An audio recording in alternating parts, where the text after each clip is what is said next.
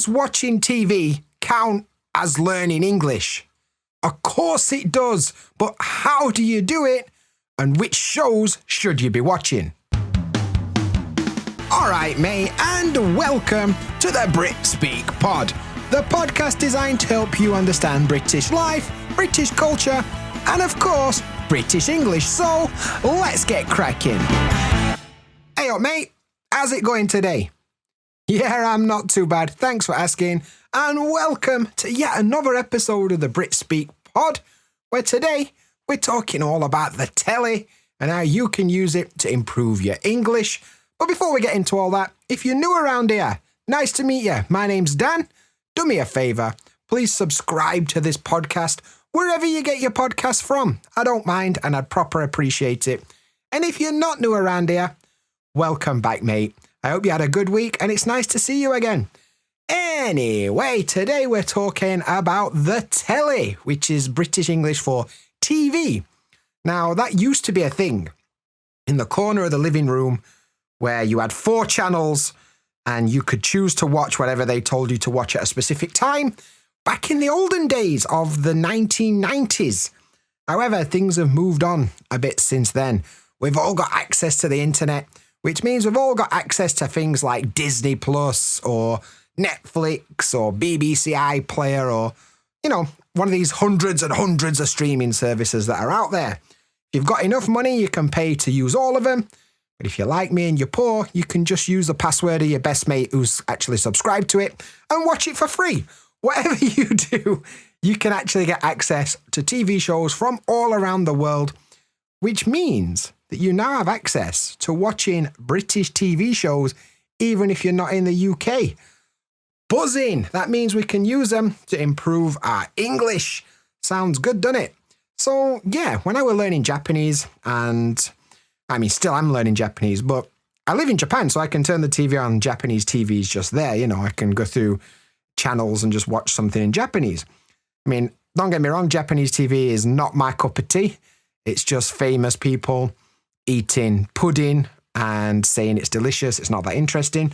But when you get on things like Netflix or Amazon Prime Video, you get some pretty good stuff. And I used to use Netflix quite a lot to practice Japanese. Specifically, I used to use it for things like shadowing. I also used to use it for things like learning new vocabulary in context. And sometimes I just used it as a way to passively listen to Japanese while I was doing something else. All good things that you can do, right? So today, it's kind of 2 parts. The first part is I want to talk to you a little bit about why using TV is a good idea to supplement your study schedule, I guess, like as part of your bigger study routine. TV can make up a part of it. And the other thing I want to talk to you about is some TV shows that I recommend if you're interested in British English, right? So there's kind of 2 parts. But let's dive into that first part, shall we? What are the benefits of watching TV if you're an English learner? Well, first of all, in my experience, I found that it's quite interesting to see the language you're learning be used in like real life situations. If you're watching a drama show and the people are, having a conversation, it's quite interesting that you can pick up some new words and follow what they're saying. And, I recognize that grammar pattern from that textbook that I was reading. It's kind of cool to see it working in real time. And it's quite cool to get that genuine interaction, how native speakers would actually use the language that you're learning. I think that's quite interesting. It sometimes shows you more like how and why we use certain words and phrases and expressions, not just that they exist, Using them in the right way is kind of important, and this is a good way to show you how to do that. Another good thing that will happen if you spend a lot of time watching TV is you're going to pick up a lot of new words. There'll be words that come up over and over again that you didn't know. And, it's a good idea to learn them words. If they keep cropping up and you don't know what they mean, go find a dictionary, write them down, learn them, and then next time you watch a TV show and it crops up, you'll be like, yes, I remember that word from last time. And it's good. And not only are you learning new words, you're learning words in context, which is a massive thing. Learning a new word on its own it's really hard to remember it and how to use it. But if you're learning it in a context, in a full sentence, in a situation that you understand the story, that is how you should learn vocabulary. That's the most powerful way to actually learn new words, is in a context that you understand. And TV is a fantastic way of doing that. So that's good. For me, the most important thing about TV as a learning material is that it's more interesting than textbooks. I'm an English teacher and I'm a Japanese student, and I've got a lot of textbooks on my shelf, English ones and Japanese ones. But let's be honest. Let's get down to brass tacks here.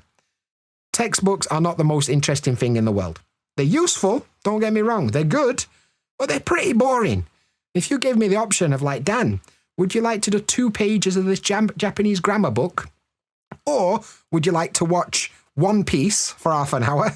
I'm choosing One Piece, mate. I'm not going to read a textbook if I don't have to. So yeah, it's always good to, vary it up as well. I'm not saying that you shouldn't ever look at a textbook. What I'm saying is that sometimes watching a TV show is a bit more interesting, innit? And I always find, especially with me, if I'm interested in something, I'm much more likely to want to do it. So it's a good way of motivating myself to actually study sometimes. Not only that, you're going to learn the culture, not just the language, right? When you learn a language, you automatically kind of have to learn the culture that goes hand in hand with it, right? You can't really avoid it.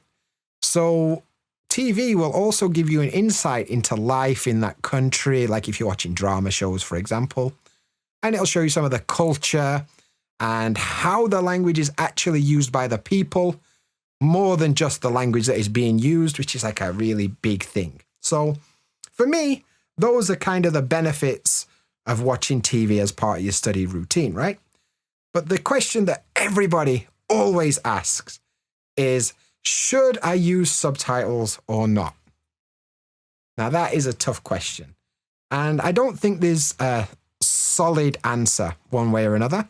I have my thoughts and my feelings about it, and I'll try my best to explain why I feel the way I feel, but somebody else will probably disagree with me. Like, there's no one size fits all answer to this question.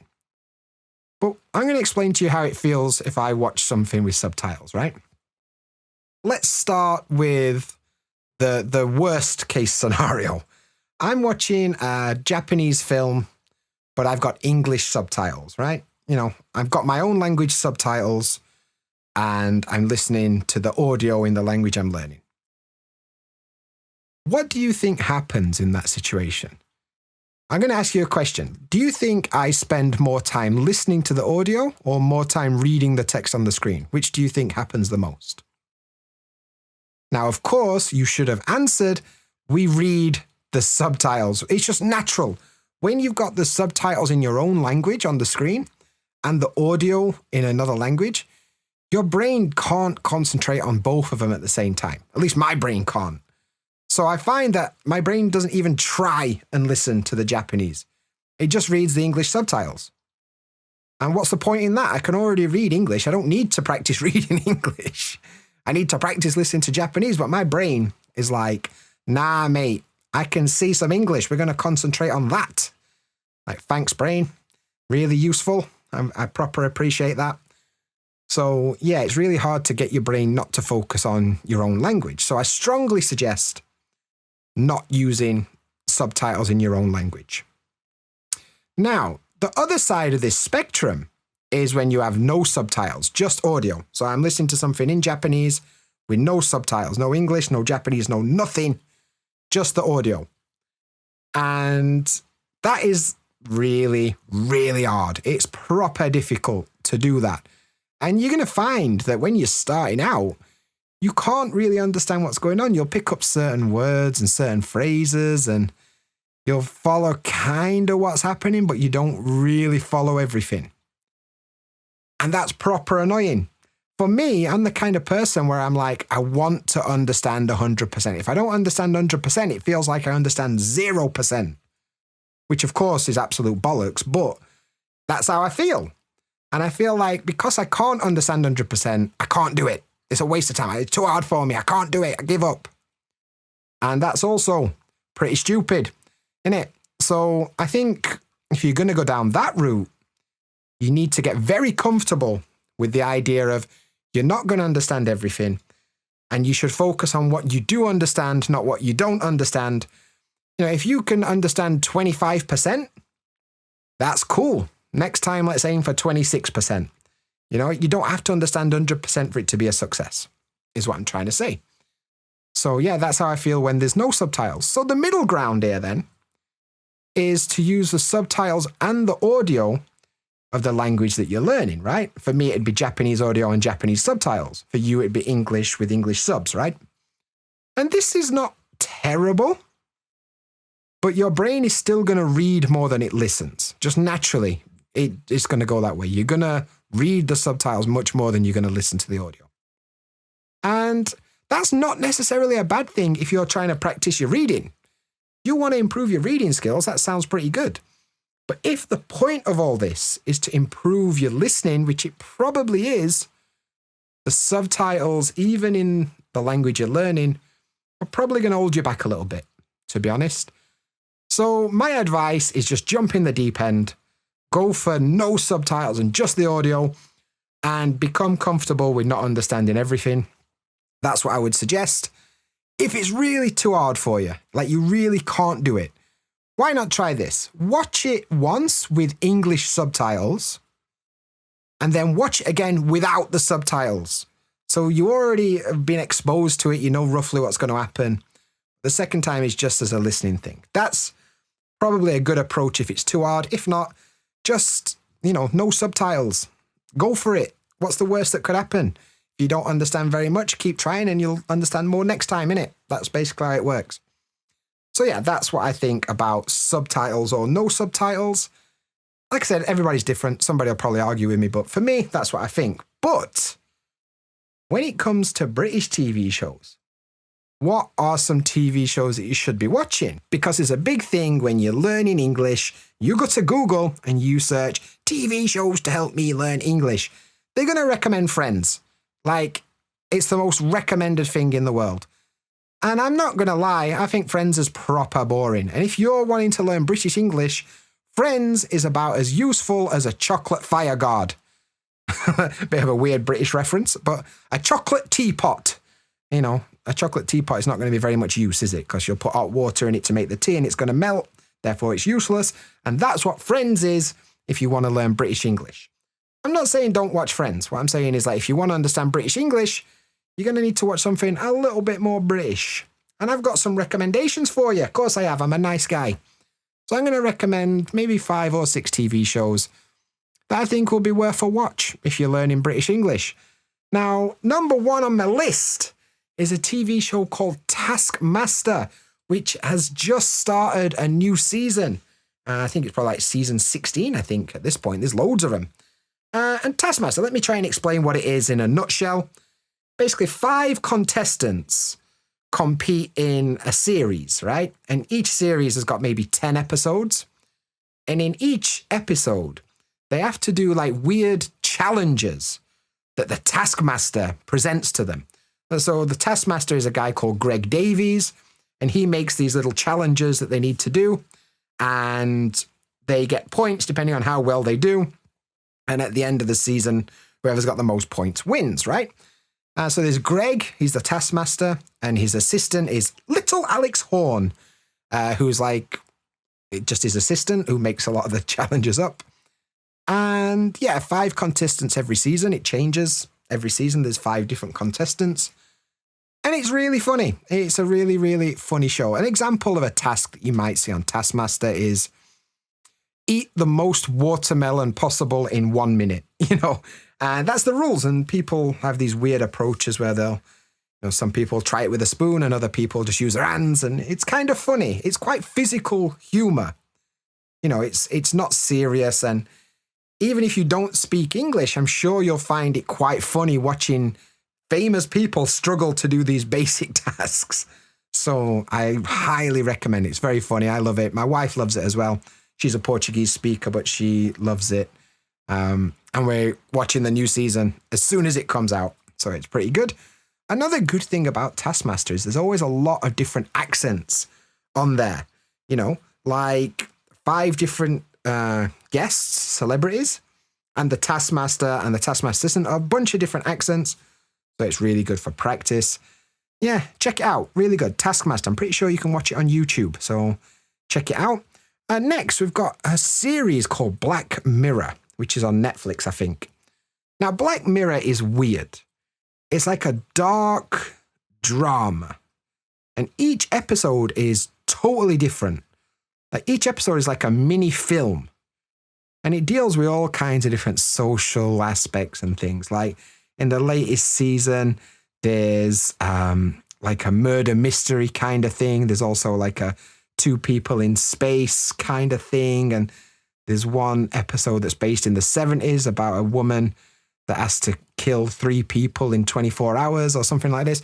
There's a lot of random stuff. But each episode is really thrilling and kind of funny, but dark humor. It's really, really, really good. Really well done. But it is a bit dark. Like if you're looking for sunshine and rainbows, this is not for you. But if you want like the idea of the British Prime Minister being blackmailed into having sex with a pig on live TV, maybe this is for you. That is legit one of the plots of the first episode. And as you can see, it's quite a strange TV show, but it's worth a watch. And you'll get a lot of interesting new words. And there's a lot of ideas that you won't see in other TV shows. So it's definitely a bit of a dark horse, so to speak. So it might be worth checking out. Another TV show I always recommend to students is called Gogglebox. Gogglebox, by the way, is really old slang for TV. Because you would put your goggles, which is another way of saying like eyes, at the TV at the box. So Gogglebox, it's a TV. Anyway, it doesn't matter. Gogglebox is a TV show that started in the UK, but it's actually available in loads of different countries now. And the idea is that they film regular, normal people. And those normal people are just watching TV. And they're reacting to it. They're talking to each other about what's happening on the screen. And I know it sounds weird because it's a TV show watching people watching TV. You know, it's kind of weird. But honestly, if you watch it once, it's kind of addictive. So I think you'll proper enjoy it. And it's really good because it doesn't just show like the quintessential British person, you know.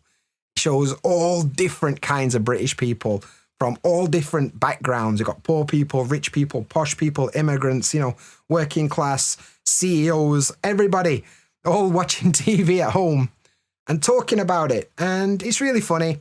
It has loads of different accents. It's really good idea to get used to all the different British accents.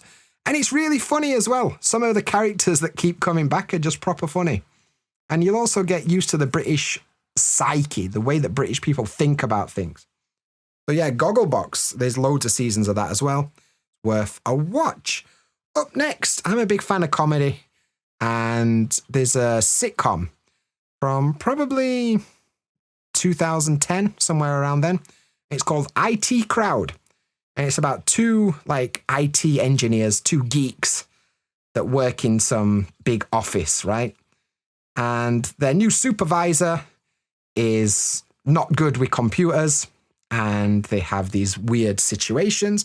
It's a typical British sitcom, but it is really funny. And the reason I like sitcoms is that they're quite beginner friendly. The plot is not very difficult to follow.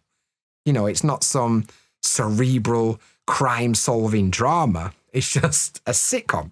Situational comedy, that means, by the way. A lot of the accents in it are similar to like an RP accent, you know, so you're probably going to have an easy time understanding it.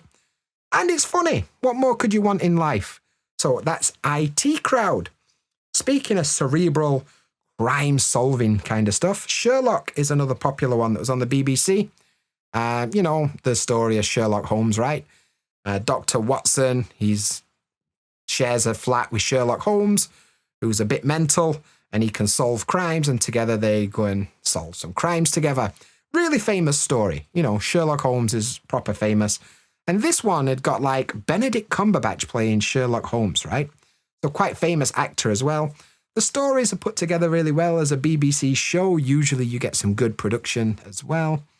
And loads of interesting vocabulary. The accents are not too difficult. You know, that quintessential posh British accent is very common. But yeah, if you like that kind of thing, Sherlock is pretty good. If you really want to go one step further, and the really famous British stuff, Doctor Who is a famous one. I'm not really a fan of Doctor Who myself. But if you're into your sci-fi stuff, it's about a time-traveling doctor, and it's been on British TV for 50 years with different main actors playing the main character, Doctor Who. You know, if you're into that kind of thing, it's worth watching. It's not really my cup of tea, but loads of people like it, especially if you're into sci-fi. Yeah, Doctor Who. Anyway, another one that quite a few of my students have asked me about recently, and I'm going to be honest, I've not actually seen it. It's on my list of things to watch that I'll eventually get round to watching, but it's called Peaky Blinders. And Peaky Blinders is basically like a British mafia kind of TV show. And it's set in like the early 1900s in England. And it's like a gang who commit crimes, right? I think like a mafia kind of gangster TV show, but in England. And it's called Peaky Blinders. And the main guy is called like Tommy Shelby. And it kind of shows his story, the boss of this crime gang. It's proper popular at the minute. And the episodes are pretty interesting. I think it's about 6 seasons. One thing that people might struggle with is the accent, because it focuses on like, there's mainly an Irish character, and then there's the Birmingham accent. So those accents are not easy to understand at first, so it might be difficult. But yeah, I've heard it's really good. It's like the British Breaking Bad is what people say. So yeah, it might be worth a look. And so that's what I recommend for TV shows, but that's what I'd recommend to anyone. But I want to tell you what I love when it comes to TV. This is like a bonus recommendation. In the 1990s, late 80s, early 90s, the BBC in the UK had like a golden era of situational comedies, sitcoms. And there was quite a lot of really good shows that happened at the same time. And if you're into like comedy, these are what I would suggest above all else. They might be a little more tricky to find, but check it out. So first of all, my favorite TV show of all time is called Bottom. It features 2 characters, Richie and Eddie. They live in London and they're losers, and they have these stupid ideas in their life, and it's really funny.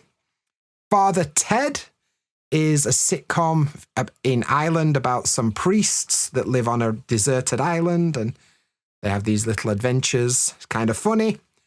Red Dwarf. Red Dwarf is, the idea is, it's like an outer space sitcom where there's 4 people trapped on a spaceship in the middle of space. It's kind of funny.